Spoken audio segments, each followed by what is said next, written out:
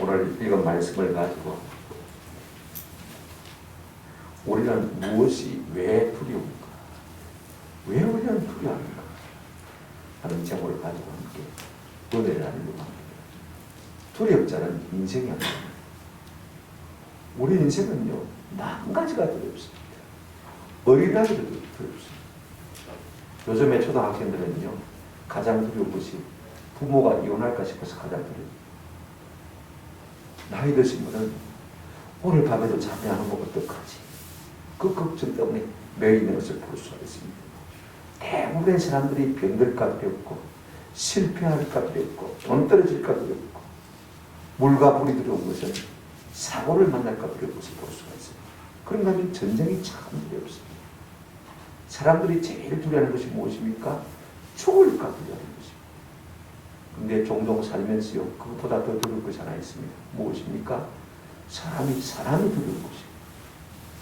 인생을 조금 살아본 사람들은 이 말의 의미를 알 것 같아요. 그런가 하면 우리 예수 믿는 사람은 뭐가 두렵습니까? 악한 사단 마귀가 우리의 모든 좋은 것을 앗아갈까 두려운 것입니다. 마귀의 시험이 참 두렵습니다. 모든 사람이 진짜로 두려워하는 것이 무엇이냐면요, 하나님 앞에 서야 하는 심판이 참 두려운 것입니다. 우리가 세해를 받았지만 희망보다는 여전히 우리를 두렵게 하는 것들이 참 많이 있습니다. 코로나는 계속해서 기승을 부리고 예배 제한을 받고 말입니다. 전 세계에 떠도는 사회주의 공산주의 망령은요, 우리의 신앙과 생명을 자꾸 위협하고 있는 것이 사실입니다. 그런데 이렇게 우리를 두려워하는 것은 비단 오늘을 사랑하는 우리에게만 있는 것이 일단은 아닙니다. 어느 시대나 모든 사람에게 다 있어온 것이 사실입니다. 오늘 우리가 읽은 본문은 이스라엘과 블레셋 사이의 전쟁 이야기입니다. 그들은 항상 전쟁을 해왔습니다. 그래도 여전히 전쟁은 두려운 것입니다. 언제적 이야기냐면 지금으로부터 약 3000년 전의 이야기입니다. 이스라엘의 초대왕 사울의 이야기입니다. 그때도 블레셋의 침공이 왔습니다. 지금도 이스라엘을 블레셋인이 많이 괴롭히는 것을 우리가 잘 알고 있습니다. 우리가 다음에 살펴보면 알겠지만 진짜 이 이야기의 주인공이 누구냐면 다윗입니다. 지금은 골리앗이 득세를 합니다. 천하를 호령하는 것 같습니다. 그 앞에 모든 이스라엘 백성들이 다 두려워하지만 진짜 두려움이 없는 사람 한 사람이 있습니다. 누구냐면 다윗입니다. 다윗의 삶의 특징은 뭐냐면 참면 어린 소년에 불과하고 목동에 불과한 사람인데요, 어떤 것도 두려워하지 않는 삶인 것을 볼 수가 있습니다. 저는 우리 모두의 삶의 특질이요, 두려움이 없는, 주 안에서 두려움이 없는 성도가 되시기를 주의 이름으로 축원합니다. 그는 이런 말을 했습니다. 시편 27편 3절에 보면 군대가 나를 대적하여 진칠지라도 내 마음이 두렵지 아니하며 전쟁이 일어나 나를 치려할지라도 나는 여전히 피해나도다. 누가 이럴 수가 있겠습니까? 오늘 11절에 보게 되어지면 온 이스라엘 백성들은 이와 정반대의 현상을 보이고 있는 것을 볼 수가 있습니다. 사울과 온 이스라엘이 블레셋 사람의 이 말을 듣고 놀라 크게 두려워하니라. 사울이 누굽니까? 이스라엘의 초대 왕 아닙니까? 왕이 두려워하는데 백성들이 안 두렵겠습니까? 모두가 다 이 말을 듣고 크게 놀라 두려워했다라고 말하고 있습니다. 오늘 이 모습이 어쩌면 오늘을 살아가는 우리의 모습일지도 모릅니다. 우리에게도 역시 이스라엘이 만난 대적인 블레셋이 있고 이스라엘이 만난 골리앗이 우리의 삶 가운데 있는 것입니다. 어떻게 하면 우리가 이 두려움을 이길 수가 있는가? 우리가 두려움의 원인을 알면요, 어느 정도 답이 나오는 것을 볼 수가 있습니다. 그렇다면 그들이 두려워하는 것이 무엇인지, 실제로 오늘 우리의 삶에서 두려운 것이 뭔지를 하나씩 우리가 한번 생각해 보십시오. 첫 번째로, 왜 우리가 두려운 것입니까? 우리와 싸우려는 군대를 모으는 자들이 있기 때문에 그렇습니다. 이스라엘 백성들도 마찬가지였습니다. 1절 한번 보시기 바랍니다. 블레셋 사람들이 그들의 군대를 모으고 싸우고자 하여 이렇게 말하고 있는 것을 볼 수가 있습니다. 먼저 이스라엘이 싸우려고 한 것 아닙니다.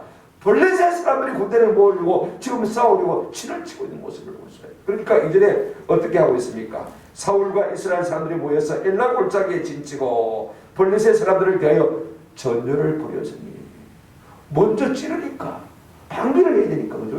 자극이 들어오면 반응이 있지 않습니까? 그러니 이스라엘 백성들이 어쩔 수 없이 또 전열을 갖추는 모습을 우리가 보게 되었습니다. 그런데 그들이 서로 어디에 진을 칩니까? 이 모습을 보면요, 우리가 그들의 전이라든지 그들의 심리 상태를 이해할 수가 있습니다. 먼저 보십시오. 블레셋이 어디에 진을 칩니까? 1절 보시면 블레셋 사람들이 그들의 군대를 모으고 싸우고 다니어 유다에 속한 소고에 모여서 소고와 아세가 사이에 에베스 다밈에 진침해 그랬습니다. 블레셋 사람들이요, 세상에 어디에 속한 곳에 진을 칩니까? 유다에 속한 곳에 진을 치는 것을 볼 수가 있습니다. 이스라엘 지파 가운데서 가장 강력한 지파가 유다 지파입니다. 가장 중심의 땅을 받은 사람이 유다 지파입니다. 그죠?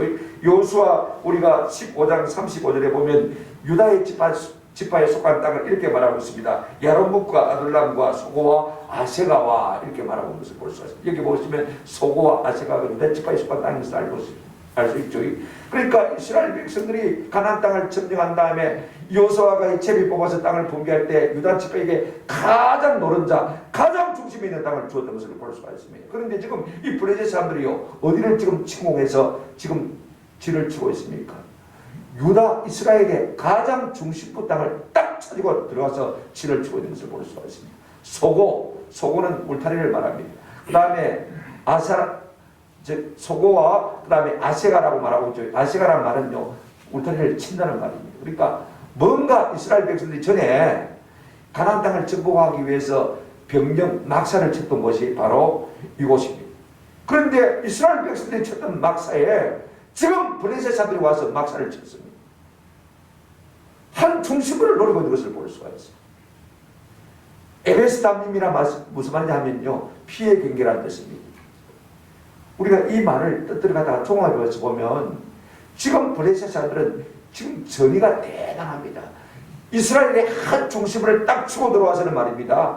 옛날에 이스라엘 백성들이 치던 병력 막사에 그들이 지금 진을 치고 어떻게 합니까? 피해 전의를 굳히고 있는 것을 볼 수가 있습니다. 죽음으로 사수하겠다, 이런 전의를 굳히고 있는 것을 볼 수가 있습니다. 우리가 성경을 해석할 때요, 저는 문맥을 보든지 어떤 교훈이 없으면요, 뜻을 가만히 풀어두면 그게 보이는 것을 볼 수가 있습니다.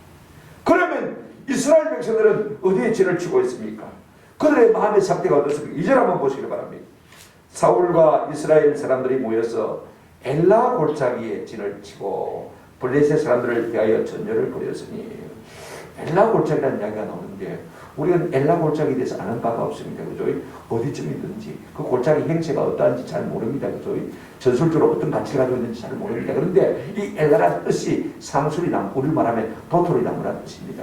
만약에 이 골짜기 이름을 갖다가 도토리나무 하나 있는데 도토리 골짜기라고 붙이겠습니까? 그런 것은 아니겠죠. 그죠? 많이 있으니까, 많은 나무들 가운데서 도토리나무가 가장 많으니까 아마 도토리 골짜기라 이름을 그렇게 붙였을 것 같아요. 그런데 이 말 속에서 우리가 느끼고 있는 것이 무엇이냐, 느껴지는 것이 뭐냐면요, 이스라엘 백성들이 진을 치는데 지금 어디에 치고 있습니까? 상수리 나무 숲에다가 진을 치고 있습니다. 무슨 마음을 갖고 있는 것입니까? 이 나무가 우리가 우리의 방패막이가 되었으면 좋겠다는 그런 마음을 가지고 진을 치고 있는 것을 볼 수가 있습니다. 뭔가 지금 지형지물을 이용하는데 좋게 말하면 좋은 전략을 펼치고 있습니다만, 나쁘게 말하면 이 나무들이 우리의 은폐물이 될 것이다, 이렇게 기대를 갖고 있는 것을 볼 수가 있습니다. 그들은요, 처음부터 숨고자는 마음을 가진 것을 볼 수가 있습니다. 전혀 싸울 마음이 없습니다. 우리가 한 가지 비교를 해보면 알 수가 있습니다. 사울 왕이 되기 전에 그 앞에 사사가 다 섰는데 마지막 사사가 누구냐면 사무엘 선지자입니다. 사울이 왕이 되기 전에. 그때도 블레셋 사람들이 공격을 해왔어요. 우리가 4장 1절에 보면 이런 이야기였습니다. 사무엘의 말이 온 이스라엘에 전파되니라. 이스라엘은 나가서 블레셋과 싸우려고 에벤에셀 곁에 진치고 블레셋 사람들은 아벡에 진쳤더니 그랬습니다. 자, 이스라엘 백성들은 전에는 어디에 진을 치냐면 에벤에셀에 진을 쳤습니다. 아니, 실제로는 그곳에 이름이 없었습니다. 허벌판입니다. 들판에 불과한 곳이었습니다. 그런데 하나님께서 도우셔서 블레셋을 이기고 난 다음에 거기다 돌을 갖다 놓고, 하나님이 우리를 여기까지 도우셨다. 그래서 도움의 돌이라는 뜻으로 그 지명 이름을 에베데시라 부른 것입니다. 그런요, 벌판에서 싸워 이긴 것을 볼 수가 있습니다. 그런데 여러분, 블레셋은 어디에 진을 짓냐면 아벡에 진을 짓는 것을 볼 수가 있습니다. 이 아벡이란 말은 산성이란 말입니다. 그죠? 우리 금정 산성 있지 않습니까? 그죠? 산 꼭대기다 돌을 쌓고 성을 쌓아놓으면 어떻게 적이 이길 수 있습니까? 못 이기는 것이죠. 그죠? 이런 요새에다가 난공불락의 성에다가 진을 쳤단 말인 것입니다. 그러면요, 우리가 외적으로 보면 누가 이길 수밖에 없습니까? 허벌판에 있는 사람이 이길 수 있습니까? 산성에 있는 사람이 당연히 이기는 것밖에 없지 않습니까? 그런데 이스라엘 백성들은 그렇게 하면서 하나님 앞에 회개하고 기도하고 하나님을 예배했습니다. 그랬더니 하나님 그래서요, 어떤 일을 베푸셨냐? 사무엘상 7장 10절에 보면 이런 말씀이 있습니다. 사무엘이 번제를 드릴 때 예배만 하고 있습니다. 그죠? 그런데 블레셋 사람이 이스라엘과 싸우려고 가까이 오면 그날에 여호와께서 블레셋 사람에게 큰 우레를 바라요. 그들을 어지럽게 하시니 그들이 이스라엘 앞에 피하는지라. 하나님이 하신 것을 볼 수 있어요. 어떻게 하십니까? 큰 우레, 내성이 치고 번개가 치고 벼락이 떨어지고 막. 그러니까요, 블레셋 군대들이 혼백 백성에서 도망가는데 그냥 우후죽순으로 막 도망가는데 어떻게 합니까? 가서 막 쓰러뜨리면 되는 거 아닙니까? 이기는 거예요. 그래서 블레셋이 이긴 것을 볼 수가 있습니다. 그런데 지금 사울왕 시대에 이스라엘과 블레셋의 전쟁은 전혀 그렇지 못합니다. 블레셋은요, 이 이스라엘의 중앙을 딱 타격에 들어와서는 옛 병영터에다가 그들의 진을 쌓았고 그들은 피해 각오를 하고 있는 것을 볼 수가 있습니다.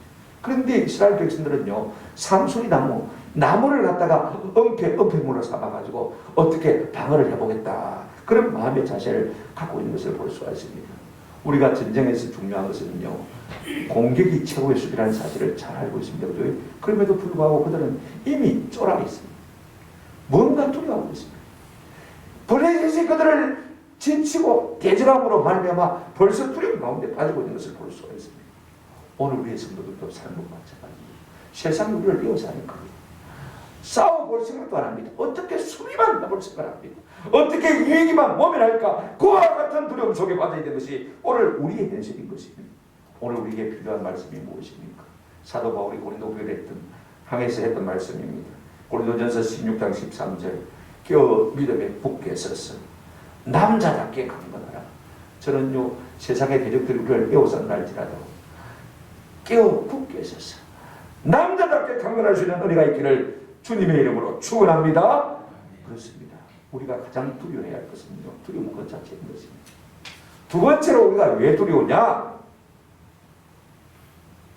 우리와 싸우는 대적이 항상 크게 보이기 때문에 두려운 것입니다.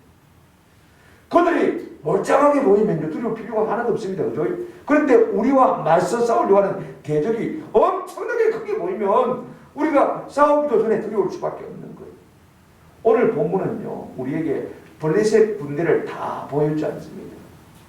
그들의 철병거가 어떻고 그들의 군대 수가 몇 만이고 이거 말해주고 있지 않습니다. 딱 한 사람, 그 장수 골리앗에 대해서만 말해주고 있는 것을 볼 수가 있습니다. 자, 보십시오. 여러분 사절 한번 보시기를 바랍니다. 블레셋 사람들의 진영에서 싸움 도두는 자가 왔는데 그의 이름은 골리앗이요 가드사람이라 그랬습니다. 싸움 도두는 자, 영어 성경은 챔피언이라 이렇게 번역하고 있는 것을 볼 수가 있습니다. 그러니까 쉽게 말하면 블레셋 군대를 다 보여주고 있는 것이 아니고, 성경이 소개하고 있는 것이 아니고, 오직 블레셋 군대 딱 최고의 전사 골리앗 한 사람만 우리에게 보여주고 있는 것을 볼 수가 있습니다. 그 한 사람만 보여줘도요, 온 이스라엘 백성이 두려워 떠는 것을 볼 수가 있습니다. 그런데 그가 이름이 골리앗이라고 했습니다. 골리앗이란 말은 원래 뜻은 광채, 그죠? 광채, 뭐 빛남, 광이, 이런 뜻을 갖고 있습니다. 워낙 사람이 덜실하게 크게 났으니까 말입니다. 날 때부터 그렇게 났으니까 아마 부모가 뭔가 광채가 있을 것이다, 광의가 있을 것이다, 그렇게 생각한 것 같습니다. 그 사람이 어디 사람이냐면요, 가드 사람이라. 근데 우리가 기억할 필요가 있습니다. 왜 가드 사람이라고 말하냐면, 이스라엘 백성들은 가드 사람이라고 누군지 압니다. 우리는 잘 모르니까 조금 생각해봐야 되지 않겠습니까? 여호수아 11장 22절입니다. 이스라엘 백성들이 가나안 땅을 점령하고 난 다음의 이야기를 잠시 기록하고 이렇게 말하고 있습니다. 이스라엘 자손의 땅에는 아낙 사람이 하나도 남지 아니하였고, 이스라엘이 지금 점령한 가나안 땅에는 아낙 사람이 한 사람도 남았단 말입니다. 아낙 사람이 뭔지 조금 이따 생각하십시다. 그 다음에 뭐라고 말하고 있냐면 가사와 가드와 아스돗에만 남았더라. 아낙 사람들이 남아있긴 한데 이스라엘 땅에는 없고 어디에만 있습니까? 가사와 가드와 아스돗에만 있더라. 블레셋 사람의 도시만 있더라. 그 말인 것입니다. 여기 가드가 포함되어 있죠. 그죠? 그러면 아낙은 누굽니까? 민수기 13장 33절에 보면 12정탐꾼이 가나안을 정탐한 다음에 돌아와서는 보고가 오는데 이런 보고가 있습니다. 거기서 헤브론에서란 말입니다. 네피림의 후손인 아낙 자손의 거인들을 보았으니, 네피림의 후손인 아낙 자손들의 뭘 보았다고요? 거인들을 보았다고 했습니다. 우리가 창세기에 보면 네피림 노조의 밑에 보면 장부 이렇게 써놨습니다만 영어 성경은 자이언트 거인을 말하는 것을 볼 수가 있습니다. 그러니까 지금 이 골리앗은 말입니다. 가드 사람이란 말은 어디 사람이냐 말입니까? 아낙 사람이고, 아낙 사람은 무슨 사람입니까? 거인이다 이 말인 것입니다. 그러니까 여러분 보십시오. 사절 하반절에 보면 그 키가 6규빗 1뼘이요 그랬습니다. 여러분 규빗은 뭐냐면 이 손끝에서부터 팔꿈치까지 한 규빗을 잡습니다. 보통 우리가 일반적으로 평균적으로 45.6cm를 잡습니다. 50cm가 조금 못 되죠. 그러면 6을 곱하면 얼마 됩니까? 여러분 그리고 한 뼘이 더 있습니다. 그죠? 그러면 297cm. 3cm 모르는 3m입니다. 요만치 모자라는 3m. 여자 키 150cm 2배입니다. 그러니까 그 덩치를 한번 상상해 보십시오. 저 출입문을 갖다가 바로 서서 못 들어옵니다. 저 출입문 또 봐봐야 한 2m 한 10좀 더 있겠네. 그죠? 그러니까 3m니까요. 상상을 해보십시오. 덩치만 봐도 이스라엘 백성이 주눅이 될 수밖에 없는 것입니다. 그런데 그의 무장이 어떠합니까? 보십시오. 5절 6절에 보시면 머리는 노트구를 쓰고 몸에는 비를 갑옷을 입었으니 그 갑옷의 무게가 놋 5,000세겔이며 그의 다리는 놋 각반을 찾고 무장도 대단합니다. 덩치가 워낙 크니까요. 우리 같으면 놋 투구를 쓸 수 있겠습니까? 여러분 철모습 본분 알겠지만은요. 하루만 쓰고 있으면 목이 아팠어요. 목은 요즘은 이제 하이바를 쓰고 있습니다만은 그죠? 참 무거워요. 그런데 노수로 된 투구를 썼으니까 여러분 얼마나 덩치가 커야 그걸 감당해 나겠습니까? 감상해 보십시오. 그 다음에 비늘 갑옷을 입었는데 그 비늘 갑옷의 무게가 놋 5,000세겔이라 그랬습니다. 5,000세겔. 이걸 환산을 하면요. 57kg, 57kg. 몸에다가 여자 한 사람 또 아무리 큰 거인이라도요. 60kg짜리 사람 하나 없고 여러분 제대로 뭘 할 수 있겠습니까? 한번 생각해 보십시오. 달에는 놋 각반을 했습니다. 갱답이라는 말로 쓰기도 합니다만 쉽게 생각하면 축구 선수들이 그 스타킹 밑에 안에 뭐 하나 판때기 있지 않습니까? 그죠? 하도 축구를 하고 조이를 가니까 그죠? 그걸 막기 위해서 하는 것을 볼 수가 있습니다. 칼이 어디까지 올 수 있습니까? 다리를 자를 수 있으니까 이런 각반을 찬 것을 우리가 볼 수가 있습니다. 그러니까 중무장을 했어요. 중무장을 했어요. 그의 무장이 무엇입니까? 무기가 어떠합니까? 6절 보시면 그 어깨는 놋 단창을 메었고 아마 어깨 등 뒤로요 놋 단창이 몇 개 들어있을 것 같아요. 그 다음에 7절에 뭐라고 말하고 있습니까? 그 창자루는 창을 가졌는데 배틀채 같고 그 창날은 철 600세겔. 이 창자루가요 나무로 만들었을 거 아닙니까? 그죠? 배틀채 같다고 있습니다. 여러분 배틀채 같다면 아마 상상이 좀 안 될 것 같아서 여러분 저 바다에 노젓는 배 있지 않습니까? 그죠? 노때만 할 것 같아요. 그거 우리가 잡고 흔들 수 있습니까? 적기나 하지만 그죠? 그걸 흔들 수가 있습니까? 못하는 것이죠. 그걸 찌르고 빼고 할 수 있습니까? 그러니까 그만큼 거의 있단 말입니다. 그런데 그 끄트머리에 있는 이 쇠 칼날이, 쇠 창살이 얼마냐? 철 600세겔, 7kg. 그러니요, 우리가 골리앗의 모습을 어떻게 상상할 수 있냐면, 요즘 뭐 젊은 사람들이 보는 람보, 그죠? 기관단장으로 무종한 한 손으로 기관단장을 그 큰 기관단장을 들고 막 쏘아대는 그 람보를 우리가 상상할 수 있는 것입니다. 그러니까 그 앞에 두려워 떨지 않는 사람이 아무도 없어요. 그럴 때 더 무서운 것은 그의 전략입니다. 덩치만 그런 사람이 아닙니다. 이거 아셔야 돼요. 자, 보실까요? 8절부터 10절까지. 그가 서서 말로 읊어대는데 어떻게 읊어댑니까? 이스라엘 군대를 향해서 외치는데 너희가 어찌해서 나와서 전쟁만 벌이고 있느냐? 나와서 싸워봐라. 너 중에 한 사람 대표로 나와가지고 너하고 나하고 싸워서 너가 이기면 우리가 종이 되고 내가 이기면 너가 다 우리 종이 되게 된다. 지금 막 말로 귀신을 제압하고 있는 것을 볼 수가 있습니다. 여기는 8절부터 10절까지는 하나님을 모독하는 이야기가 없지만은요, 우리가 계속해서 읽어 나가면요, 그가 말로 얼마나 하나님의 이름을 모욕했는지 모릅니다. 여러분, 이게 심리전입니다. 이게 언론전입니다. 그죠? 사단의 가장 오래된 전략이 뭐냐면 심리전이고 언론전입니다. 여전히 지금도 효과가 있습니다. 우리가 이사야 36장을 보게 되면 아수르 제국이 산립 때문에 예루살렘을 에워싸고 그 장군 납사가를 통해서 이제 히브리 말로 심리전을 펴니다. 성중에 있는 모든 사람이 다 듣도록 뭐라고 말합니까? 너가 히스기야 왕이 하나님 의지하고 싸우라고 그러지? 괜찮다고 그러지? 택도 없는 소리 하지 마라. 우리가 대제국 아닙니까? 어느 나라가 우리 군대를 이긴 신이 어디 있느냐? 가만히 심리 보니까 맞거든. 그럼 사람이 간남이 떨어진다는 거거든. 그런 심리전을 펴고 있는 소리가 볼 수가 있습니다. 이것은요, 말세를 만난 우리에게도 꼭 마찬가지입니다. 우리의 대적들은 언론을 장악해서 사람들을 자꾸 낙담케 하는 것을 볼 수가 있습니다. 여러분, 말세가 되면 될수록요, 이 말씀을 꼭 마음에 새기시길 바랍니다. 요한계시록 19장 19절에 보면 사단이 우리의 대적들에게 어디에 힘을 주냐면 입에다가 힘을 실어주는 것을 볼 수가 있습니다. 요한계시록 9장 19절 한번 보세요. 이 말들의 힘은 입과 꼬리에 있으니 그랬습니다. 어디 있습니까? 힘이 팔에 있든지, 그죠? 다리에 있든지, 허리에 있든지 이렇게 되는데 어디 있다고 했습니까? 입에 있고 꼬리에 있다고 했습니다. 이 말이 구체적으로 어디 나오냐면요, 실제로 13장 5절 6절을 보게 되면 요한계시록입니다. 또 짐승이 과장되고 신성모독을 말하는 입을 받고 42달 동안 일할 권세를 받으니라. 짐승이 입을 벌려 하나님을 향하여 비방하되 그의 이름과 그의 장막 곧 하늘에 사는 자들을 마더라 비방하더라. 여러분, 교회를 또 비방할 때요, 교회를 직접 대놓고 비방하는 게 아닙니다.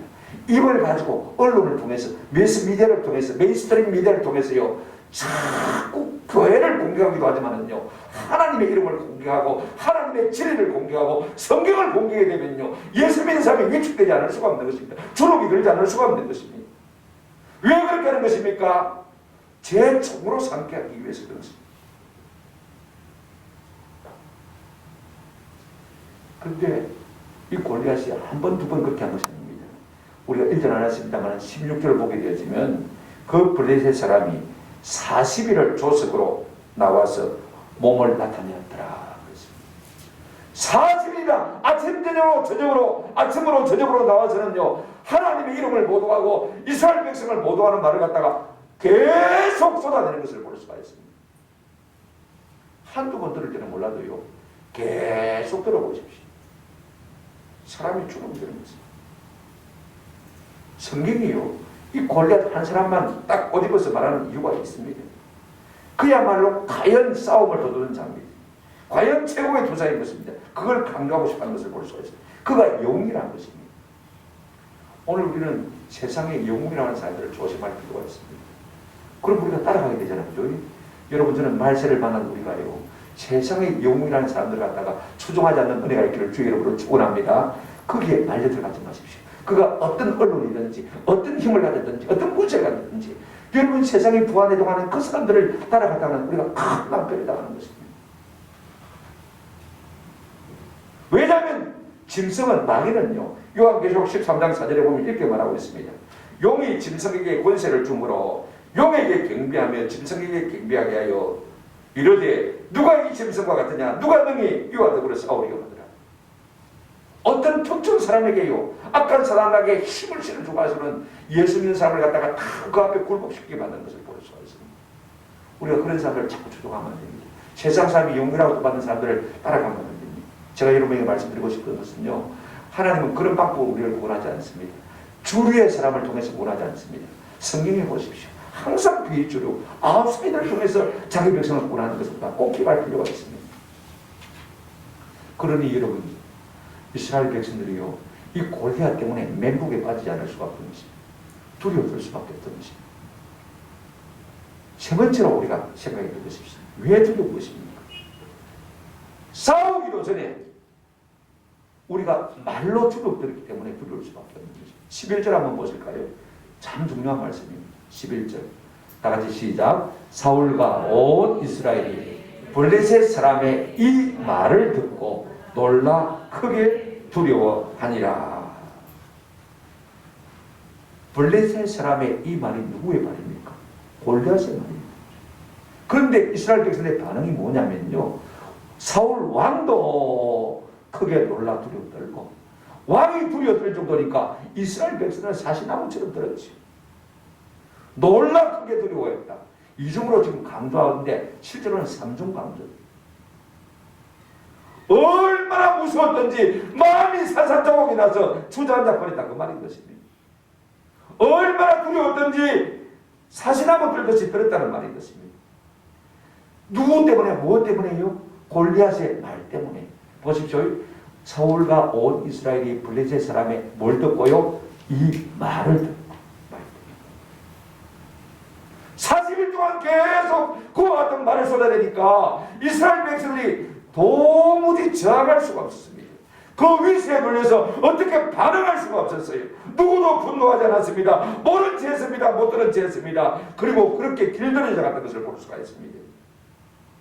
기도자인 사울왕이 그랬으니 백성은 말로 할 수 있는 것이죠. 체면에 항복하지도 못하고 말입니다.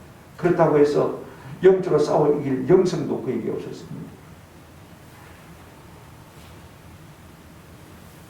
대항할 힘이 없으면 하나님 앞에 무릎 꿇고 부르짖고 기도를 해야 될 것인데 그런 기도할 힘조차 없었던 것이 여러분 사울왕의 영성입니다. 왜냐하면 이미 악한 귀신이 그를 틈타고 있었기 때문에 어떻게 할 수가 없었던 것입니다. 한 사람의 지도자가 참 중요합니다. 목자 없는 양같이 지금 두려워 떨고 있는 것을 우리가 볼 수가 있습니다. 온 이스라엘 백성들이 두려워 떨고 있습니다. 오늘 한국교회가요, 이 골리앗 한 사람의 말 때문에 두려워 떨고 있는 것을 볼 수가 있습니다. 하도 언론들이 교회를 향해서 비난과 비판을 쏟아내고 있으니까 한두 번 들을 때는 좀 마음에 저것들이요 이리 싶은 생각이 듭니다만 하도 계속 씹어대니까 그냥 막 마음이 무뎌져 버렸어요. 그런 경고망동한 말에 그냥 익숙이 되어 버렸어요. 입도 뻥긋하고 있지 않는 것이 한국교회입니다. 좌파들이 점령군처럼 교회와 신앙의 위해를 가해도요, 그냥 우리가 무감각해졌습니다. 분노하지 않습니다. 그냥 침묵하고 있습니다. 기독교를 개독교라고 불러도요, 그냥 그 말에 순응하는 것을 볼 수가 있습니다. 어떤 사람들은 부안해동합니다. 교회가 잘못했습니다. 교회가 미안합니다. 무엇이 교회가 잘못했다는 것입니까? 그렇게 플라카드를 내걸고 선전하고 있는 것을 볼 수 있습니다. 그러면 세상이 좋아할 것 같습니까? 천만에 더 얕잡아보는 것입니다. 오늘 이 한국교회는 세상의 조롱과 멸시에 너무 익숙해져 있습니다. 마음의 억울을 느끼지도 못해요. 만약에 우리 교회가 잘못했다면 우리가 마음의 분노를 느껴야 마땅하죠. 그래야 우리가 동의하며 자복하며 가슴을 찢고 회개할 수 있지 않겠습니까?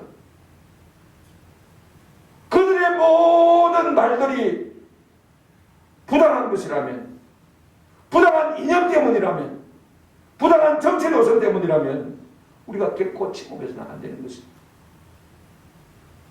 정치 지도자들 가운데 동성애를 합법화하려고 하는 사람들이 참 많습니다. 창조 지시를 부정하는 것 아닙니까?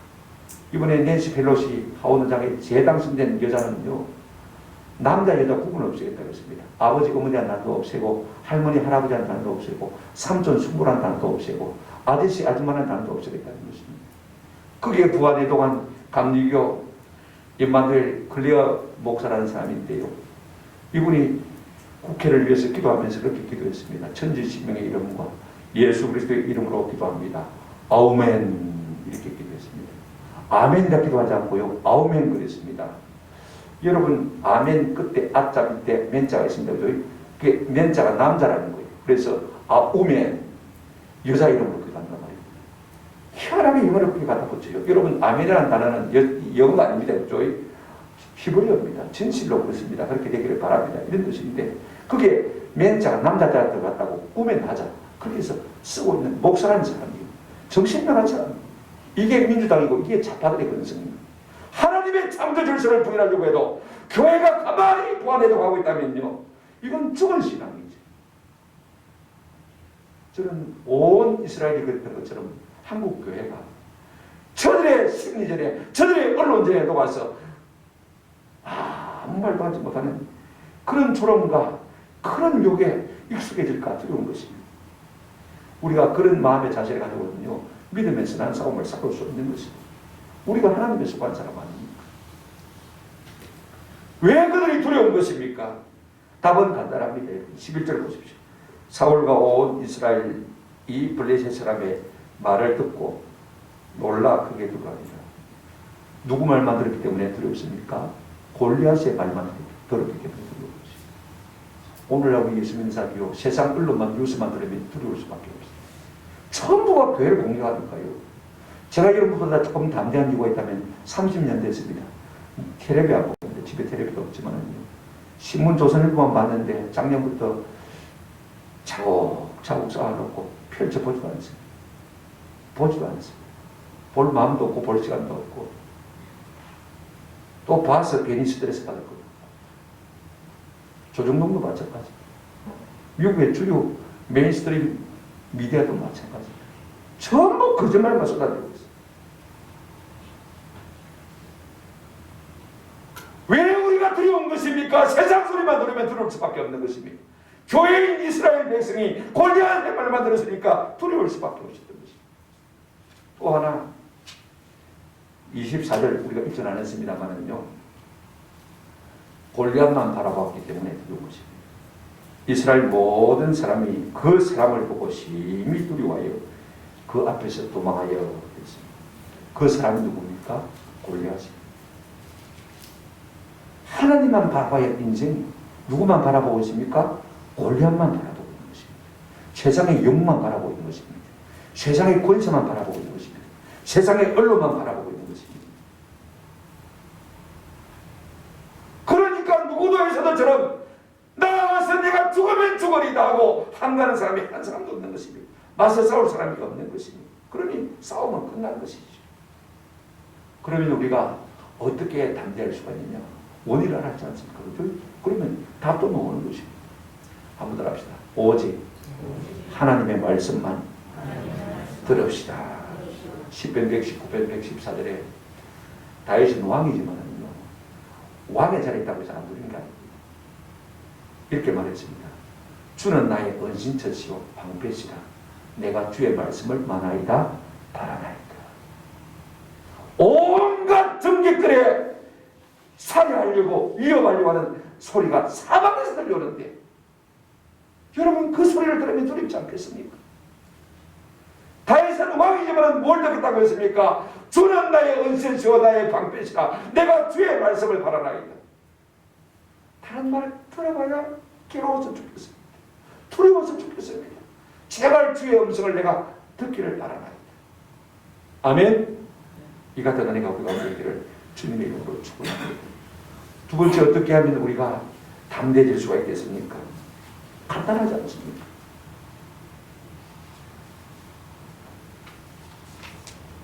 그들이 골리앗만 바라보다가 두려워 도망가시니까 말입니다.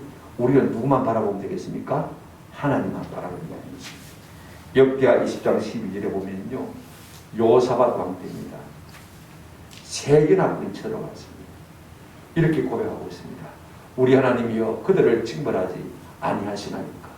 우리를 치료하는 이 큰 무리를 우리가 대적할 능력이 없고, 지금 요사밧 왕이 하나님 앞에 부르짖고 기도하고 있습니다.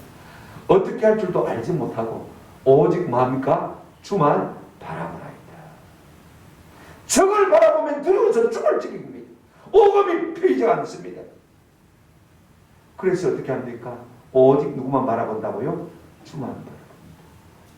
주님이 답이 됩니까? 답이 됩니다. 할렐루야. 하나님께서 성가대를 앞세워 전쟁에 나가요.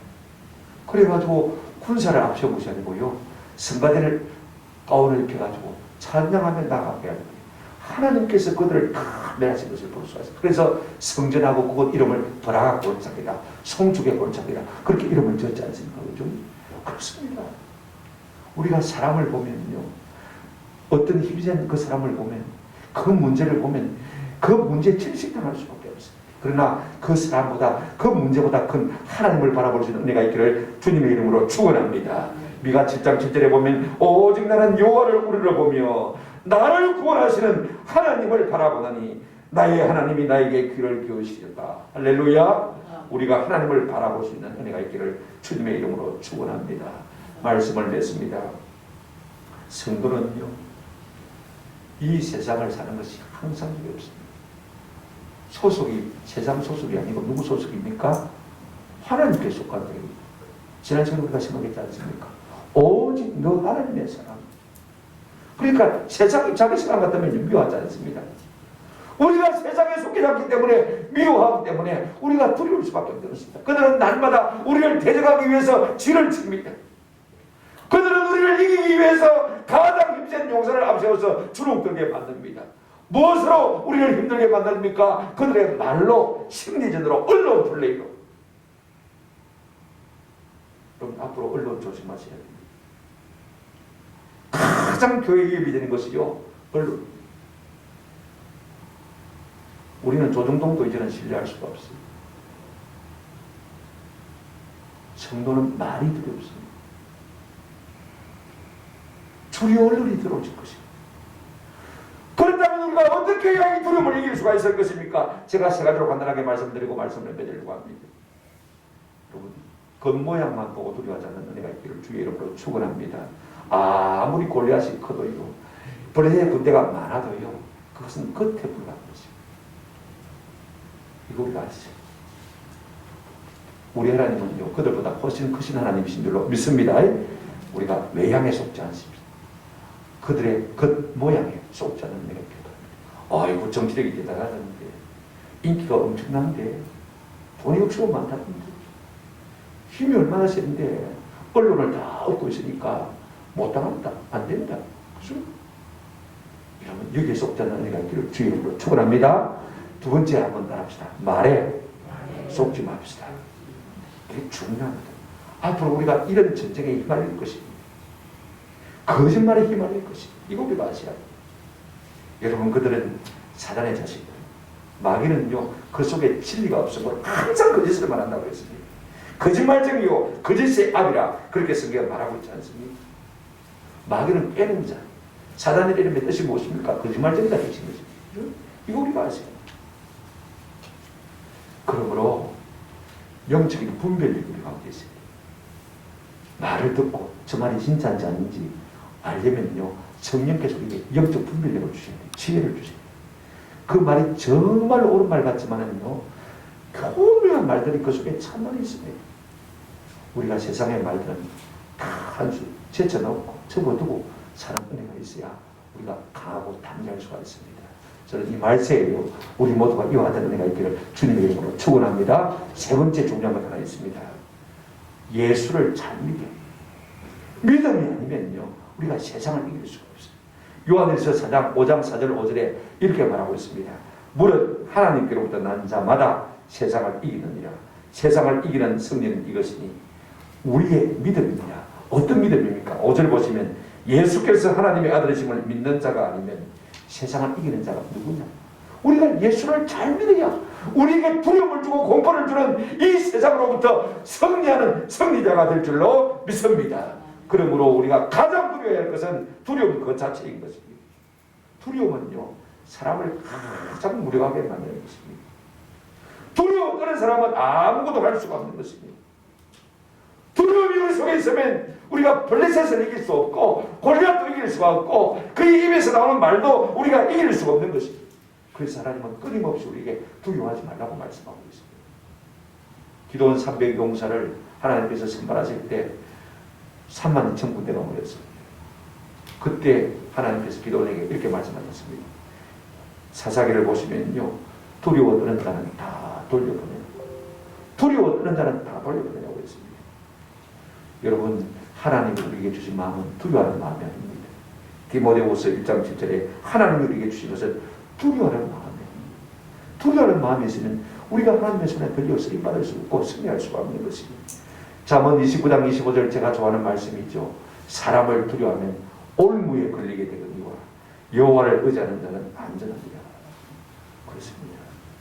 여러분, 세상 사람 누가, 여러분 주류 누가 우리를 도와줄 것이라고 착각하지 마십시오. 어떤 영웅이 우리를 도와줄 것이라고 착각하지 마십시오. 하나님은 그런 사람을 통해서 우리를 구원하지 않습니다. 항상 비주류, 항상 다윗 같은 사람, 어린 목동과 같은 사람, 그죠? 아무 볼품 없는 사람, 그런 사람을 통해서 우리를 구원하시지. 겉으로 맨들하게 좋은 가문에서 좋은 학벌을 가지고, 그죠? 좋은 정치권에서 자라는 그런 사람을 통해서 우리를 구원하지 않습니다. 절대로 속지 마십시오. 우리는 영적 진약한 가운데 있습니다. 항상 그런 가운데 있지만은요, 우리 주님을 신뢰함으로 말미암아 담대하고 승리하시는 저와 여러분 되시기를 주님의 이름으로 축원합니다.